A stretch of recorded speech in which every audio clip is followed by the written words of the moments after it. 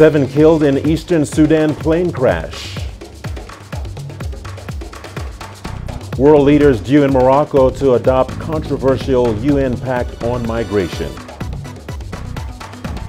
The Africa Economic Forum discusses challenges facing women in the African economy. Welcome to Africa Live on CGTN. As always, great to have you with us. I'm Richard Searle-Ntal. Let's take a look at other top stories making headlines. In Uganda, we see how the a cappella musical art form is growing in popularity among young people. We begin in Sudan, where at least 7 people have been killed in a helicopter crash in Sudan's eastern Gadaref state. According to eyewitnesses, the helicopter exploded after hitting a communications tower. The governor of Gadaref state is reportedly among the victims. Others officials include local police chief and a local agriculture minister. No official reason has been given for the crash. Well, world leaders are due to converge in Marrakesh, Morocco, to adopt a new controversial UN pact on migration. The landmark deal calls for safe, orderly, and regularized migration. But so far, there's been uproar with more than a dozen countries rejecting the deal. CGTN's Jane Keogh tells us more from Marrakesh. From Africa, Europe to the US, there's no doubt migration is a defining and divisive issue. The UN says up to 250 million people are currently living outside their country of birth, a number that's expected to grow. A search for a better life, opportunities, conflict, and even climate change are the main drivers of the human mobility. Sometimes this movement can be fatal. The International Organization for Migration says more than 3,000 people have died or gone missing while migrating in 2018. Experts believe a common approach and opening up avenues for migration can help resolve the issue. By nature, it implies cooperation across borders and within and across regions. The Global Compact for Migration, or GCM, was born out of an initial agreement backed by 193 UN member countries in New York in 2016. For 18 months, experts have been negotiating on the deal that hopes to reduce the risks that migrants face. The accord, that's non-binding, lays out 23 objectives. These include collecting accurate data, providing access to basic services for migrants, minimize the adverse drivers and structural factors that compel people to leave their country of origin, enhance availability and flexibility of pathways for regular migration, create conditions that enable migrants contribute to development through their skills and qualifications, and strengthen international cooperation and global partnership for safe, orderly, and regular migration. Countries, though, have their own sovereign right to determine their own policies. Still, that's not been enough to convince others to come on board.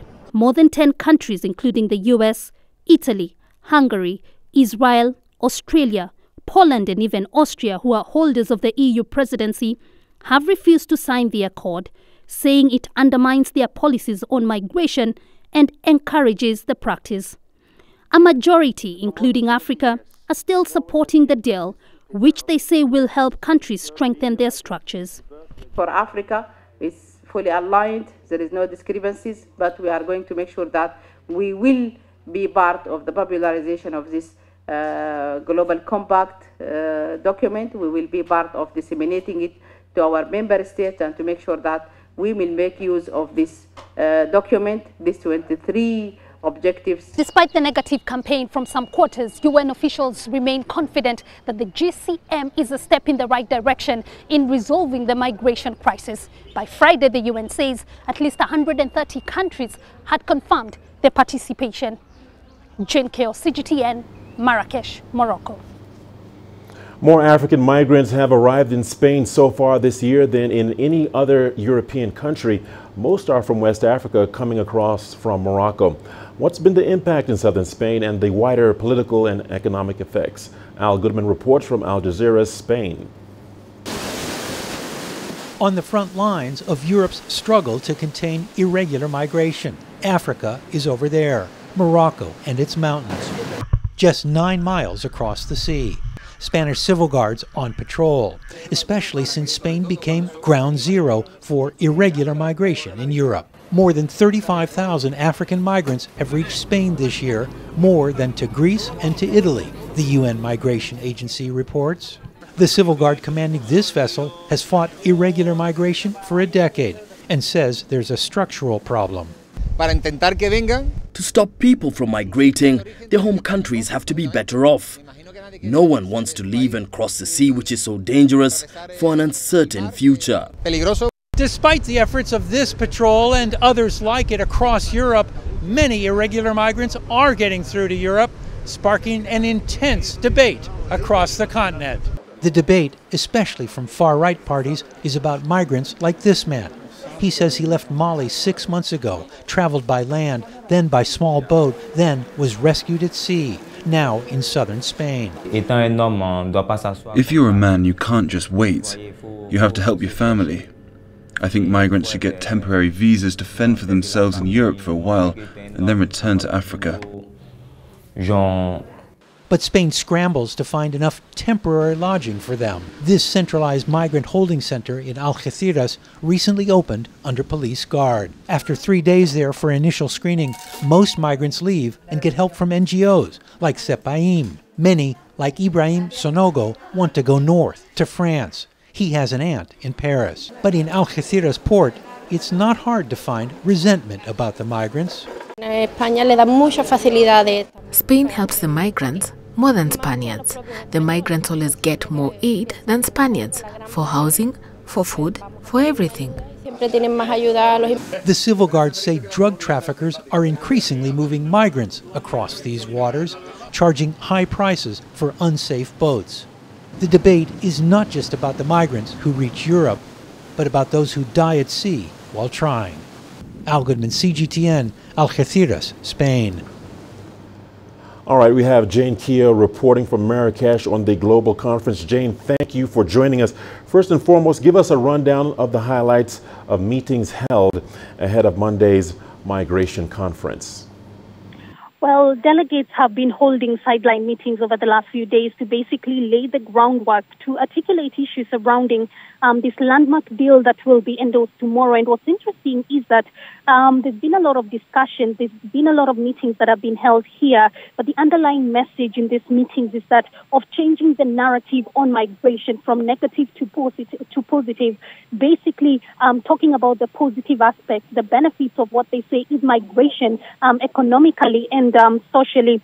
So we have experts here to lessen the risks, since the migration phenomena, as they are describing it, is something that's not just about to go away, at least not anytime soon. Remember, the UN is saying there are 258 million international migrants at the moment. And so what they are urging authorities to do at this point is try to accommodate the migrants and the migration issue.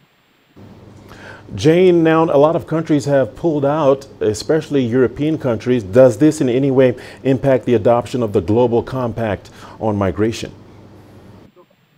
Well, it really doesn't, but what's perhaps been dented is the spirit of cooperation or multilateralism, because remember, this is not a legally binding document. It's just an agreed framework that calls upon countries to cooperate in upholding ethical and moral obligations in regards to migration or where migrants are concerned. We really cannot ignore the fact or the absence of some of these big countries like the US, Israel, Australia, Austria, or even Belgium, which is practically divided over the issue. Why? Because this may well affect the effectiveness of the document or the agreement in the long run. And there are fears that, you know what, along the way, many more countries will actually pull out of the deal. And what experts here are saying is that some of these countries have genuine concerns, but at the same time, there is general consensus that the rights and privileges of migrants must be preserved, they must be protected. But also, while majority of the nations and countries are set to endorse this deal tomorrow, the challenge, of course, next will be on its implementation. All right, Jane, thank you for your insight and analysis. That was Jane Keogh reporting from Marrakesh, reporting on the Global Migration Conference. Moving on, Egyptian naval forces have held naval military drills with Italy and Britain. Naval frigates from 3 countries held exercises on communication, joint operation to enhance international cooperation in the Mediterranean Sea. Here is Adel El Marouki with more. Egypt, Italy and Great Britain gathered in the Mediterranean Sea for joint naval drills. The trainings focused on the usage of frigates, the latest major addition to the Egyptian armed forces. Troops have shared knowledge about helicopters landing, takeoff, and about strategic advantages of these naval units in combat. Egypt has acquired new naval vessels, which were not part of our fleet before. The Egyptian army wanted to train soldiers so that when there's a real threat, it won't be the first time for our troops to use this new equipment. They need to build experience. Drills included quick troops deployment on commercial vessels, enjoying the rights of security visits against suspected ships. It's a key skill for countering terrorism and illegal migration, 2 threats the instability in Libya infuses in the region. One of the main purposes of this drill is the interest from Britain and Italy to counter terrorism, because the Mediterranean has been the main medium for terrorist entry to Europe. Illegal migration and human trade are also rising threats that pose great danger to European countries, and they want to help Egypt to gain the skills to assist. Naval forces have also practiced mid-water refueling techniques and protecting naval units in danger zones. Cairo has been holding intensive army trainings with international partners in all military fields to enhance its ability to maintain regional security. 2018 has seen some of the biggest defense events the country has ever hosted, as Egypt positions itself as a leading military power in the Arab world and Africa. Adel Mahroui, CGTN, Cairo. The Africa 2018 Forum taking place in Egypt, Sharm el-Sheikh, has dedicated its first day of session to women empowerment. The main panel invited successful women from the continent to discuss the challenges facing women in the African economy. Yasser Hakim has more. Women empowerment has been one of the major themes of the first day of the forum. Experts say the culture of male superiority has always neglected women's rights in the continent, especially in business. Women in Africa grow 70% of Africa's food, processing food. Yet, in most cases, they have no land rights or property rights.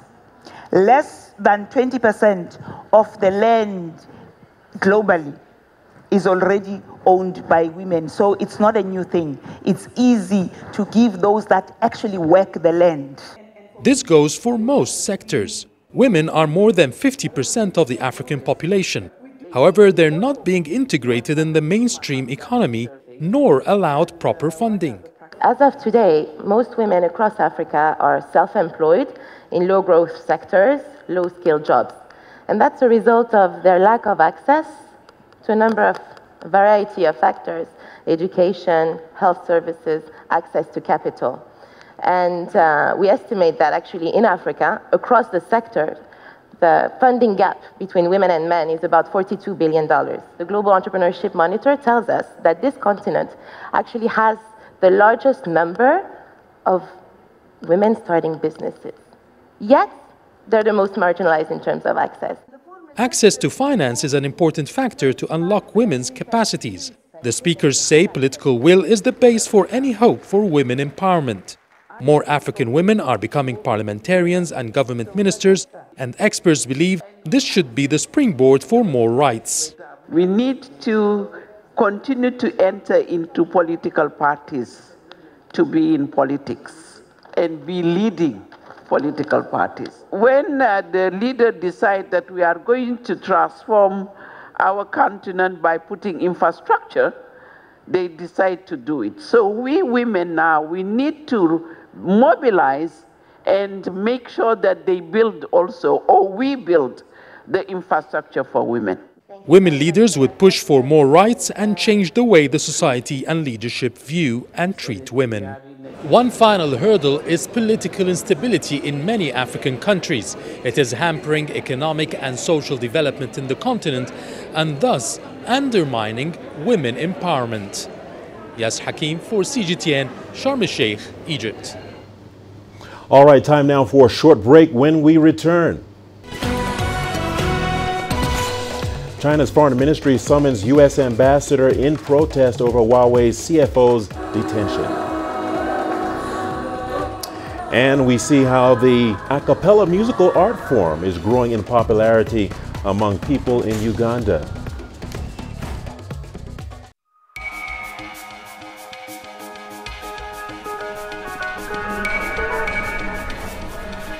You're watching breaking news on CGTN.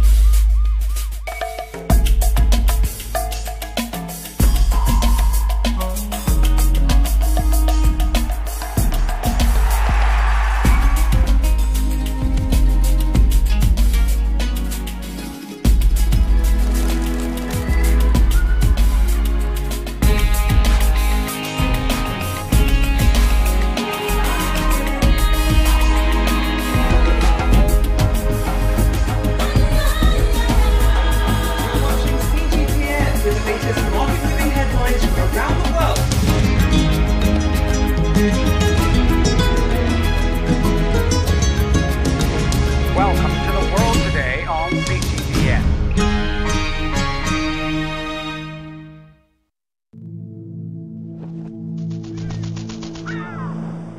How will your world change today? What happens here? What happens there? Or what you make happen for yourself? If it matters to you, it matters to us too. Your stories are the stories that need to be told. Africa Live. Find your voice.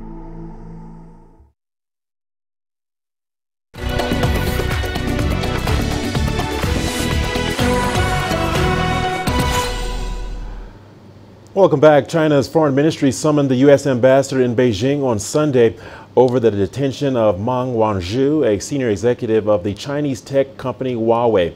Vice Foreign Minister Lei Yusheng issued a strong protest, saying the U.S. demand for Canada to detain Meng was a serious violation of a Chinese citizen's lawful rights.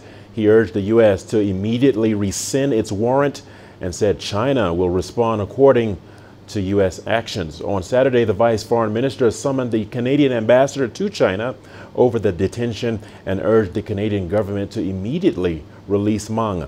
The Huawei chief finance officer was detained by Canadian police while transferring flights in Vancouver on December the 1st.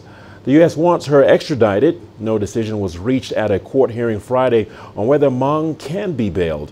The hearing was adjourned until Monday. And UK Prime Minister Theresa May has warned lawmakers against voting down her Brexit deal. She cautioned MPs that actions could lead to what she described as a very real risk of no Brexit and also a general election. Her statement came 2 days ahead of crucial Brexit votes in the House of Commons. Opposition parties have said they cannot support the deal. It's unclear what would happen if the deal is rejected by the British Parliament. But Brexit Secretary Steve Barclay said the government is preparing for all scenarios. Well, the Gulf Cooperation Council annual summit opened on Sunday in the Saudi capital, Riyadh. Regional unity continues to be disrupted by a Saudi-led blockade of Qatar. The murder of journalist Jamal Khashoggi has added to those tensions. The one-day annual gathering is supposed to bring together the leaders of the 6 member states this year. Talks are expected to focus on security issues, including the Saudi-UAE-led war in Yemen and Saudi Arabia's opposition to Iran. There may also be talks on oil politics and the boycott of Qatar by Saudi Arabia, the UAE, and Bahrain. The Saudi king has invited Qatar's emir to the summit, but Doha has not said what level of representation it would send. Well, online shopping is a growing trend among Algeria's young population. The country gathered some of their biggest online platforms for a 3-day show. Digitech showcased taxi hailing services, e-banking platforms, and other e-commerce platforms. Online business is a growing space on the African continent. Sites such as Jumia receive around 1.5 million visitors a month. Algeria took the opportunity at Digitech to showcase its growing e-market. People are now able to make payment transactions via the internet. Since 2016, we have issued 1.5 million cards, and among those cards, those used on the web for online payments are about 17,000. That's a total of approximately 120,000 transactions this year. Currently, we see a significant concrete progression in terms of the use of electronic cards. Well, in Uganda, the a cappella musical art form is slowly growing in popularity, especially among young people. To take advantage of this, a competition in the country's capital, Kampala, has brought groups of young singers together to show off their skills. Leonce Seyanga reports. Let's take a look. Not a usual place to do rehearsals. Melodies of Christ are grabbing some last-minute rehearsal time backstage. They are up against 10 other groups in this national a cappella competition. They have to be at their best. The special thing that we have, there is what we call beatboxing. It's not common in girls, but you'll find that in our group, we are having it. So it is very special, and we hope to win this competition. A cappella is about the voices and the beats, with every group determined to showcase what their hard work has brought and hoping to catch the judges' attention. They are singing without instruments. It is basically vocal. Everything you're hearing right now is vocal music. The repertoire of songs included local hits and even some classics. The competition is aimed at not only promoting the contemporary a cappella genre, but also igniting the passion of music among young people. Fortune Ibanda sings best in the real group. He wants to pursue a career in music. I love music, so I think I will take it longer. I will fight so hard to take it longer, regardless of the surroundings, because I love it. Already, a cappella singing is drawing in more music lovers. Several groups are springing up, offering unique sounds. When you first meet them, you think that they are still young, but with time they go on improving, you know. And when you give them a chance and the stage, they will shock you. They really shock you. So I believe they can go places. The groups are hoping that winning in the competition could translate to wider success and perhaps even a career in music. But this will take a lot of hard work and vocal dedication. Leonce Seyanga, CGTN, Kampala, Uganda. And we have your sports news coming up after the break. Here's a sneak peek at what's up ahead. The 2019 FIFA Women's World Cup draw is out.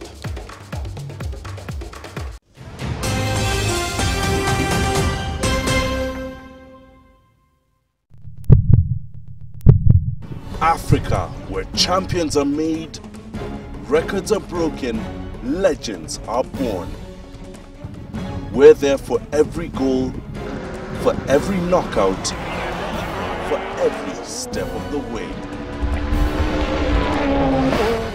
Match Point, only on CGTN.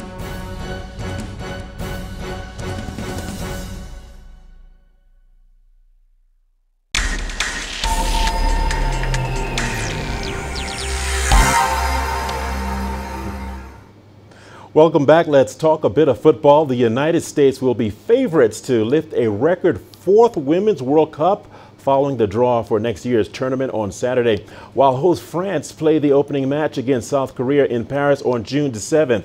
Now, the U.S. were drawn with Thailand, debutantes Chile, and 2016 Olympic silver medalist Sweden in Group F. France, who have never gone past the semifinals, will also face 1995 champions Norway and Nigeria in Group A of the 8th edition of the tournament. Now, having recorded their best World Cup finish of the third in 2015, Phil Neville's England may find it challenging to repeat that feat after being drawn with Scotland, Argentina, and Japan. Yeah, I think it's a good group. I think it gives us if they're not quality opponents. So I'm not prejudging anything. We gotta get results, and we gotta play well to get results. The group we got is pretty difficult, seeing that the teams are tough ones in Chile and facing the current world champions. Sweden is another good team. Thailand is an up-and-coming team as